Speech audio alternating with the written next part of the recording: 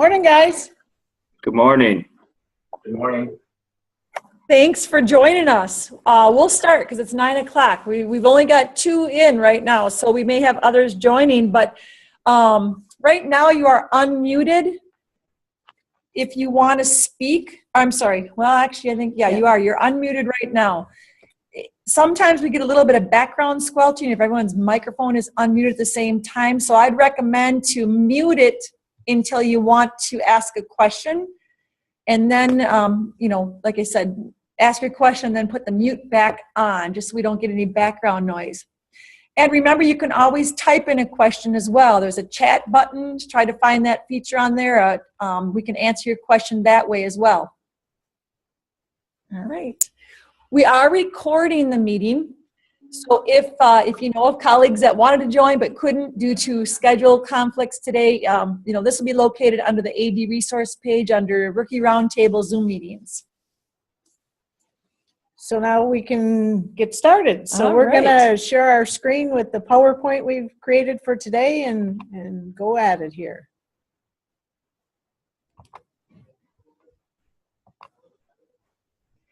Okay, can somebody just confirm that they can see our screen? Yep, I can see it. Okay, very good. All right, so we tried to pick out topics that we felt were real pertinent to this time of year for a new AD. I'm sure by now you're starting to feel pretty overwhelmed. There's a lot going on. I was just talking to Kevin on the phone. I said my one advice for new ADs is just hang in there in the fall, because the winter is a lot easier. You're going to get a lot more done in the winter time. So hang in there, just get by day to day, and just know that a little slower time is coming, and it hits right around November or December. All right, let's keep on going here. Okay, so our topics for today are going to be just taking you through some of the information on the website about seed meetings, just a little review on some of the coaches' requirements, how to host a pink event if one of your coaches is interested in doing that, prepping for a tournament series event because I think girls golf regionals start in another week or so, completing the WIAA tournament financial forms, and then a little bit about ordering uniforms. all right, let's keep on moving. First of all, hosting a seating meeting. Now, we try not to have a brand new AD be a seed meeting host, but can't always promise that. Sometimes due to your geographic location, it's really just the best place to host it. So just going to give you kind of a brief overview on hosting, but know that we welcome your calls. We know that you'll have a lot of questions if you are hosting your first seating meeting. So we just did a screenshot of the page that you will see. If you log into that specific sport, on this one we're in on girls volleyball right now, and then you go to your WIAA tournament information, you will see seating materials right here. So this is where you're going to access all of your seating materials, whether you're a host or your coach is just heading to a seating meeting elsewhere. So under, as we drop this down, seating materials, here are all your basics. Your seating meeting procedures, results form for your coach, the ranking form, the grid, everything you're going to need to use as a host AD. And as seating meeting locations are determined and updating, the first item there on the list, seed meetings, times, dates, and location, that will be a link that will be activated as soon as most of the sites are secured. So make sure your coach knows where to locate the information on their specific meeting. And I'll also have them watch that and double check to make sure a site location or maybe a time hasn't been changed. Also want to assure you that you as a host are not going to have to go to this page to find out that you're hosting a seating meeting. Our office is going to be in contact with you on a fairly regular basis to make sure we have what we need from you and you have what you need from us. So again, as an AD, you're not going to have to find out you're hosting a seating meeting by going to this page. You'll be contacted by our office. Please feel free to ask questions as we go. As you run through this information with your coaches, we want to just stress a few things. Some sports require that meetings be face-to-face. Other sports are allowed to conduct their seed meetings electronically. That information can be found in the tournament procedures section of the fall regulations. So coaches can go into there and actually find out what is required. What you need to stress right from the get-go with all your head coaches is that attendance and participation in the seed meetings is required. Their vote is critical, whether you're hoping for the top seed, or maybe your team hasn't even won a game this year and you could possibly be the bottom seed. Every vote matters. For many of you who are new to being an athletic director, in the past, tournament pairings were determined by alpha pairings. So, first alpha against the fifth alpha or whatever. Nothing was seeded. And the coaches begged for years for the opportunity to seed their tournaments. And now we have some coaches who are kind of blowing this off a little bit and not really getting engaged and being involved. So make sure to stress to your head coaches that participation in the seeding process is something that they have asked for as coaches associations and that they need to take very seriously. All of the coaches will be asked to complete a season summary. We have created that in an electronic version now that they can get really from the start of their season and fill it in game by game. Very easy to do. And then we also have a hard copy available if they want to do it the old-fashioned way and write all that in. And that summary can be accessed on, just like we showed you on the previous slide, right underneath that seating meeting information. It was one of the drop-down live tabs. The meet deadlines is a big thing, especially if the meeting is done electronically. Those folks who are hosting those meetings will ask that votes be cast by a certain timeline. Sometimes coaches are involved in teaching classes and they've got to prepare themselves and be ready to vote so that they don't hold up the process. So it's very important that they're aware of the parameters of the meeting, especially if it's done electronically, and that they're ready to submit their votes and be on time. Really can't stress enough as the athletic director that you need to be aware of what's going on. If your coach is involved in an electronic seating meeting, if they are involved in a face-to-face, you should know those deadlines as well and just stay on top of them, because as Deb mentioned, nothing is more frustrating as a host athletic director is when coaches aren't meeting the deadlines. Whether you're going to bring them all in, you still have to collect things in advance, or whether you're doing things online. It really makes your job much more difficult as a seed meeting host when coaches are not meeting those deadlines. And in some sports, there are penalties if coaches don't attend the meetings and participate and submit the materials as requested. So again, make sure that you're looking at the sport-specific information and have somewhat of a knowledge yourself. So, and especially if you have a first-year head coach, you probably want to be a little bit more involved and try to walk them through the process as well. Once they become involved in the actual seed meeting itself, they're going to be provided the opportunity to present some background and information about their team as they seek to secure a certain seed. So have them prepare that information in advance so that, they can do it within a minute and that they can share all pertinent, good wins. Sometimes there's things called good losses when you play a little bit better team and you maybe... Never a good loss. Well, true, but sometimes there are good losses. So make sure that they are aware that they need to be ready to present information about their teams. It's also critical that they have an awareness of the other teams in their grouping. In some of our sports now, we've gotten into quite big groups, or like a half bracket, and they may not be geographically close to your school, but it's still incumbent on the head coach to be familiar with other teams so that they don't get put in a position where they maybe cast a really goofy vote and everybody's looking at them like, well, geez, don't you know that team is this, and that? So again, you need to be knowledgeable. You need to stress the importance of reviewing the other team's summaries. And then last, there is an appeal process. If after the votes are cast and your coach feels he or she didn't get the appropriate seed, then there is a very detailed process on how to make an appeal.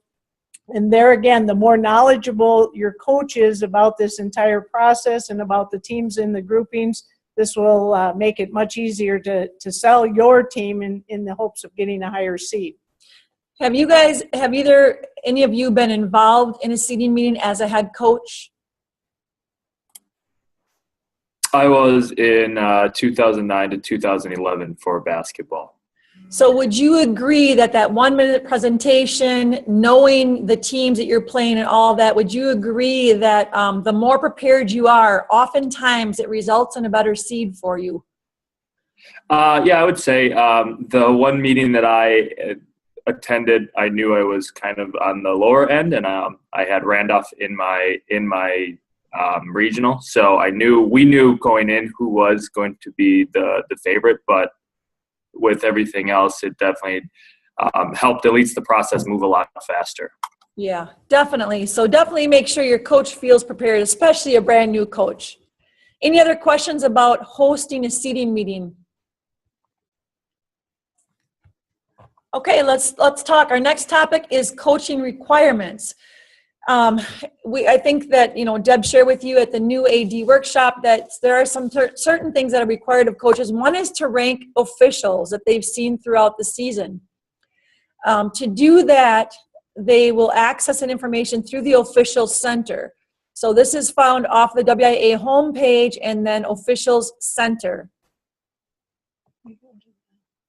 Oops, can I go back? Yeah, can we go to? Yeah, hang on a second. We're actually going to show you what that looks like so that you can check whether or not your coaches have ranked. There it is.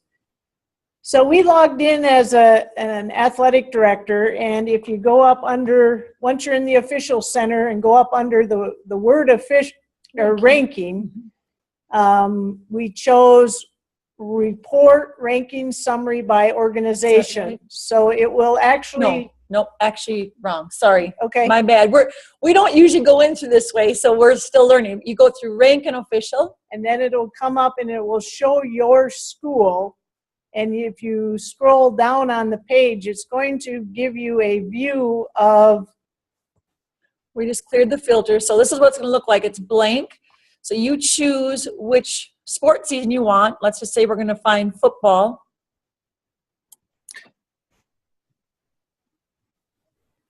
Slow today. Oops, that's not what you want. Hang on a second. Let's go back here.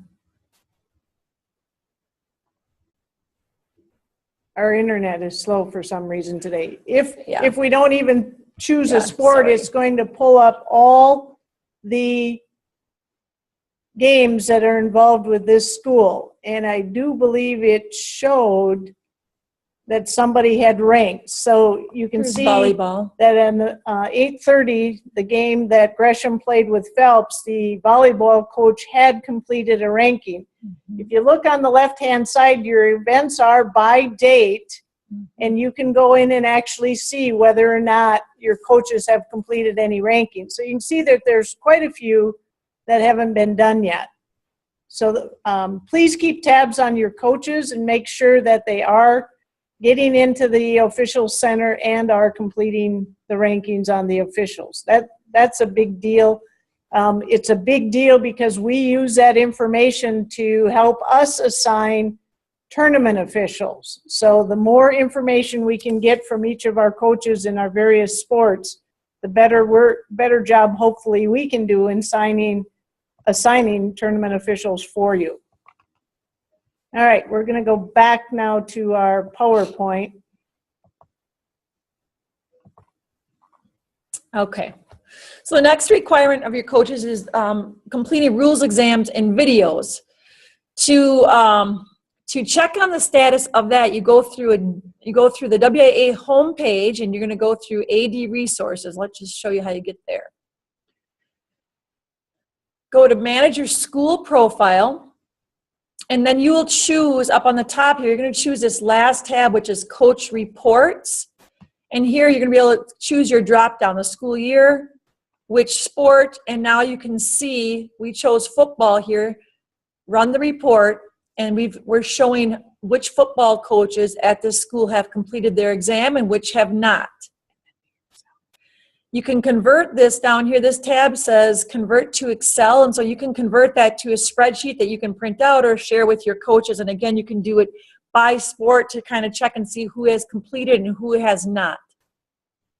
This one in particular was the exam that we chose, but you can also change this drop down and choose a video to make sure that they did complete their rules video as well. Questions on how to access that?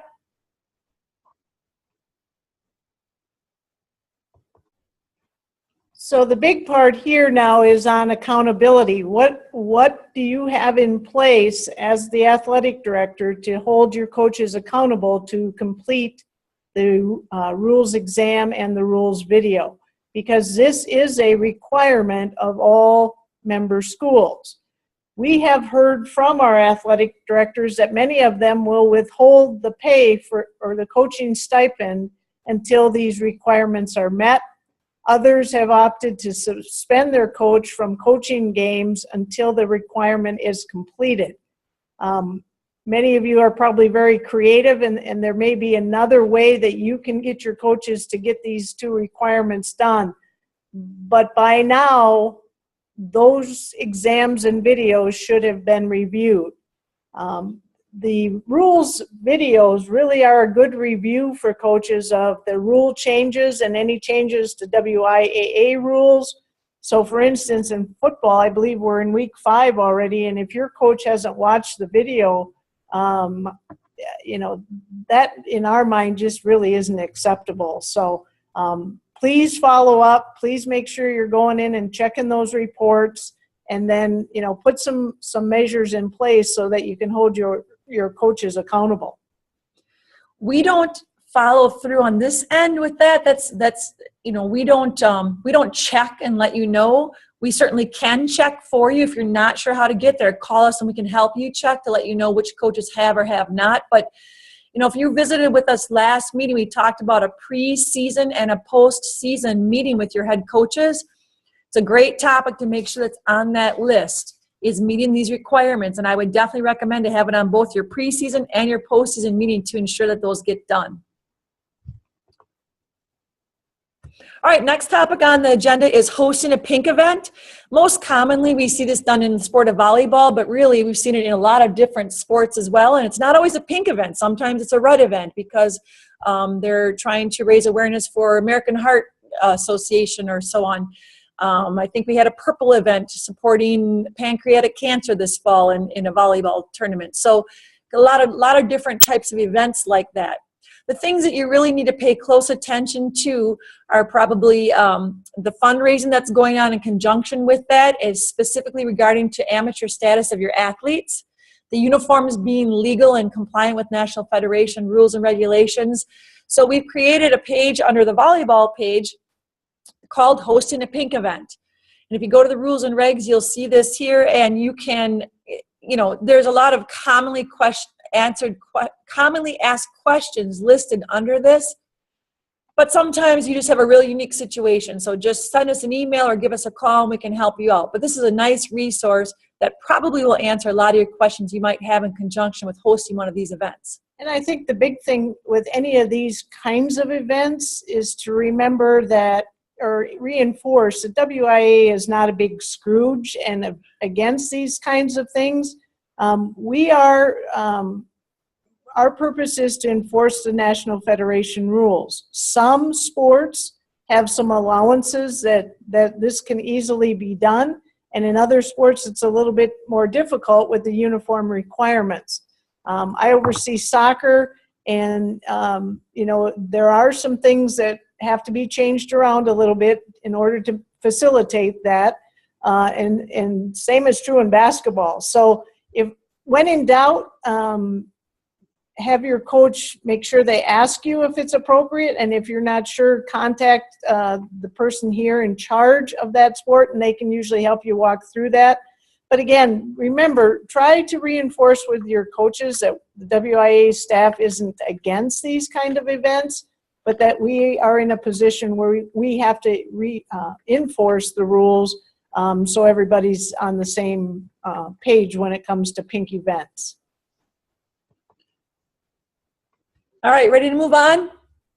This one's kind of a biggie, especially we've got tournaments starting real soon in some of our sports. Girls golf gets rolling pretty quickly. Girls tennis, I think, not far behind, and then you really start flying along here. So if you are going to be hosting a tournament series event, which most of you will be, here are some guidelines to remember. First of all, if you're hosting a home event, some important things. Make sure that your facility is secured. So many events going on in a school district, you want to make sure that you've got your gym reserved for that. Make sure you go through your list. Secure all of your event staff that you need, your ticket takers, your PA, your crowd control. Score table people, chain crew if it's a football game, everybody that you would normally use for a home event.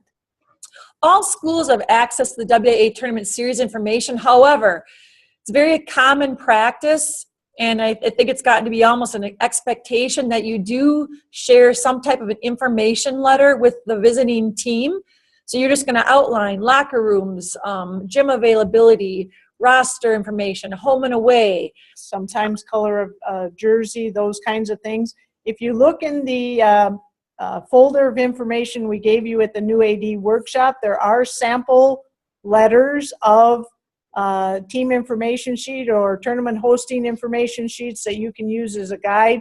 Plus, we would also encourage you to keep all those kinds of notes and letters you get from others, especially if you're the traveling team, so you can have a resource for next year. We should probably indicate that how do you even know if you're going to host the event? In soccer and volleyball, the higher seeds usually host those games.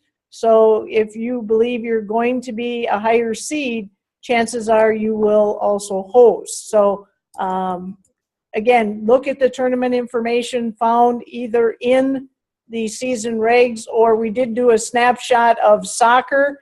I actually create a regional and sectional tournament manager information sheet, and then an information document for coaches, and then a separate one just for the state tournament. This is a little bit more detailed than what you'll find in the season regs, and really kind of goes from charging admission to filling out the reports and financial forms at the end of the tournament. So take a look at those that each of us have posted on our sports-specific pages.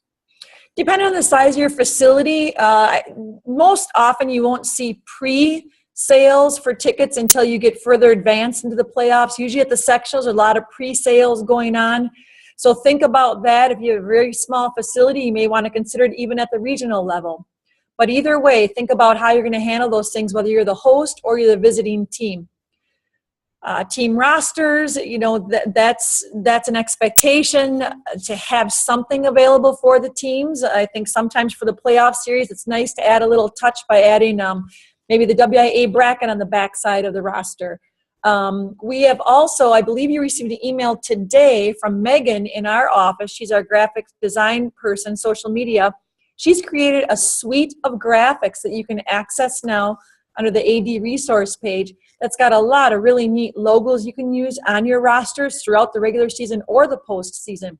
So take a peek at that and see if there's anything that you'd like to use there. Make sure you secure your transportation for your away games. May involve a coach bus if it gets to be a real special time of year or long trip. And then finally, always remember that you or a designee needs to report your score on the WIAA Score Center, the Tournament Score Center. And that can be done right from your phone. A lot of times we'll have to make calls because the AD gets caught cleaning up the gym and forgets to report the score, and we're waiting to assign officials for the next round. So just make sure that you or somebody else is taking care of that for you immediately following your home game. Again, when you're on the road, that's not your responsibility. It's the host AD that should be taking care of that. And a lot of times as we get into the fall and even more so probably in the spring, you may have multiple things going on a given night. You may have volleyball going on with football or volleyball going on with soccer. And so if you're not physically at the event, make sure that you have a way of getting the result and getting it entered into the halftime score center. So we're not having to text you later and say, hey, what's your score of your game? So that's a big thing to figure out right from the get-go if you're not going to be physically at every event. Any questions on tournament event?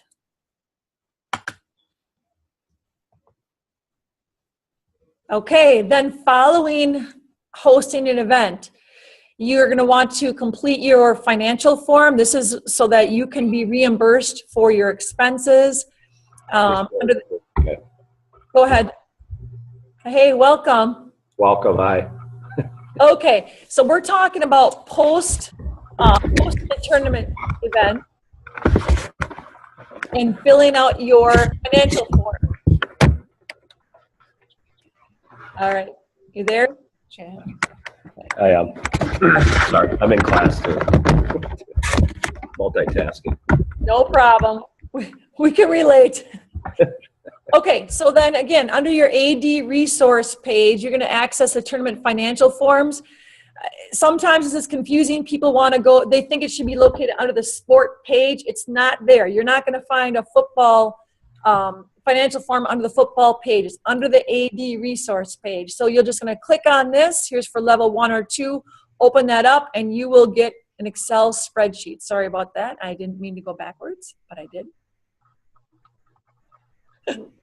Yeah, I don't know what I just did. Sorry, you guys. All right, hang on a second. We're still learning too, just like you. I don't know what I did here. There you go, right there. Gosh. I don't know what's going on Can here. you use your up and down arrow? From current slide. I know, I did that. There we go. All right, thanks you guys. So the forms are auto-calculate. All you usually have to do is put in your attendance, and then it'll figure out your percentage of the gate because it is a share system. You retain some of the money for hosting, and then some of it gets sent on to us. Try to complete those as soon as you can, especially in, like football and basketball, where a lot of times we're determining sites based on the size of the crowd. So try to get that into us as quickly as possible. You are not required to send payment right away. So just get the report in. It's an email into Cassie, who is our bookkeeper, and then send the check when you can get it cut by your bookkeeper. And I believe our last topic is just talking about ordering uniforms. We thought this might be the time of the year you are ordering winter uniforms. Make sure that you reference your NFHS rule book. That's the most important piece. I know in the sports I oversee, it's always Rule 4. I don't know if that's the case all the way across the board, but Rule 4 covers uniforms.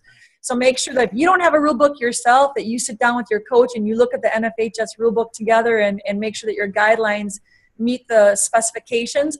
Most vendors that make a lot of uniforms are familiar with the rules and regs, but some are not. And ultimately, it's your responsibility to make sure that they are compliant.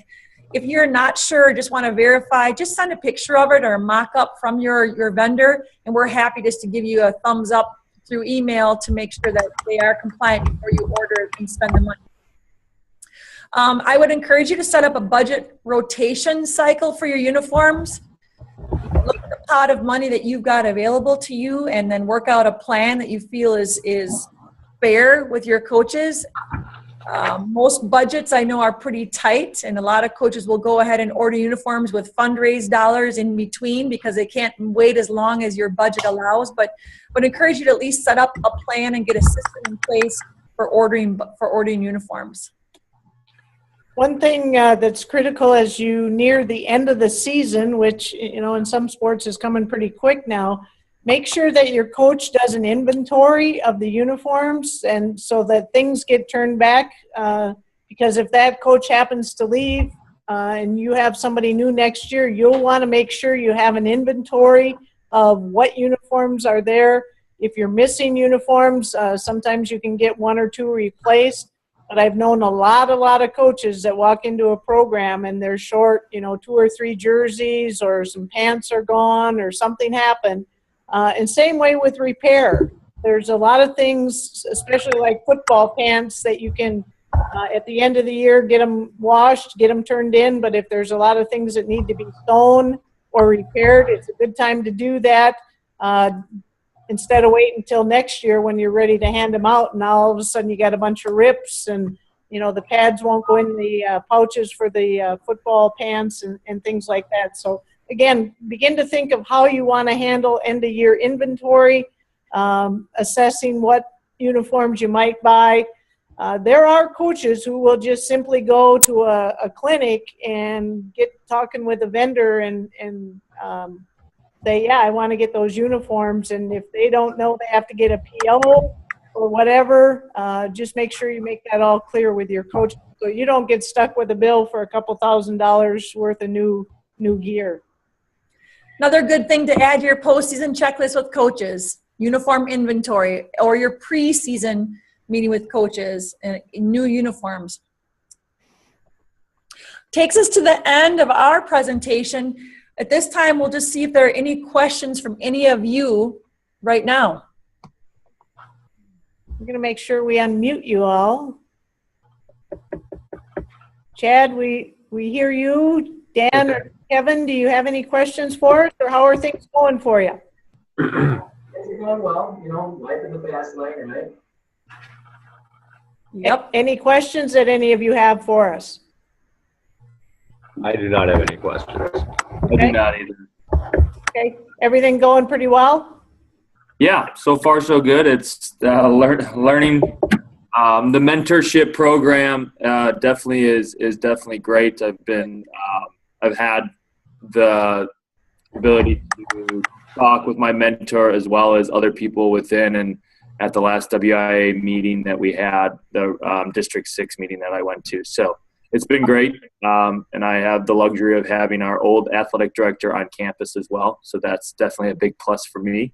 Awesome. But yeah, everything is great. Awesome. Good. Glad to hear that. Kevin or Chad, everything going good for you guys? Everything's going real well. I'm in the same boat as AD. Trevor, he's in the building as well, and so I'm with questions and resource right there immediately on the spot. Well, good. This gets to be an exciting time of the year when we get into tournaments, and you see your kids advance through the various levels. As the more visible you can be at those events, the better, because then that really shows your interest, and just don't show up at the big ones. Try to show up at as many of your sports as you can, because people will really begin to have a respect for you when they see you are so visible. So we wish you good luck as you come down the tournament trail now, and our next meeting is scheduled for Thursday, October 13, and that will be a 1 o'clock class. I don't know, it doesn't look like 9 o'clock worked very well for people, but again, this is being recorded and will be available on the AD resource page. Thanks for joining us. Remember to have fun. Thank you. Thank you. Bye. Take care.